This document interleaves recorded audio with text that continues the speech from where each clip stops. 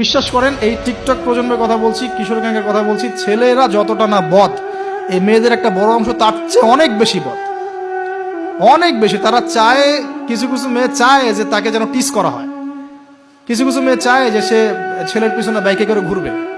এখন রাতের বেলা বা অন্য কোনো সময় যদি এই ছেলে 4-5টা মিলে এখন এই মেয়েটাকে রেপ করে ফেলায়, এখানে কি সম্পূর্ণ দোষ শুধুমাত্র ছেলেটারই?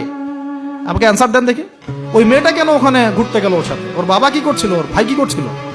আমরা আমাদের সোসাইটির দিকে একটু দেখেন, আমরা অনেক ছোট জায়গায় চিন্তা করতেছি। এই যে আপনি হাত বাঁধা নিয়ে পড়ে আছেন না, পায়ে পা নিয়ে পড়ে আছেন, আর আপনি বলছেন আমারটা সই, ওরটা ও খারিজি হয়ে গেছে, ও ভণ্ড হয়ে গেছে, ওই হয়েছে। এগুলা খুবই কনজাস্টেড চিন্তা। আপনার চিন্তাটা অনেক ছোট লেভেলের। আপনি যখন ওয়ার্ল্ডকে চিনতে শিখবেন, অর্থনীতি বুঝতে শিখবেন, ওয়ার্ল্ডের ফেতনাগুলো রিকগনাইজ করতে শিখবেন, আপনি নিজেকে লজ্জা পাবেন যে আমি কি বলে আসছিলাম এতদিন। আর আমরা তো জানি, আমরা ওই লাইন কিন্তু ঘেটে আসছি। আপনি কোন জায়গায় চিন্তা করছেন, কোন জায়গায় আপনার চিন্তা থেমে যাবে, ওটা আমি জানি। ওর পর থেকে আমি আপনাকে চিন্তা করতে বলতে পারবো। ঠিক আছে, অনেক ডিপে আছে।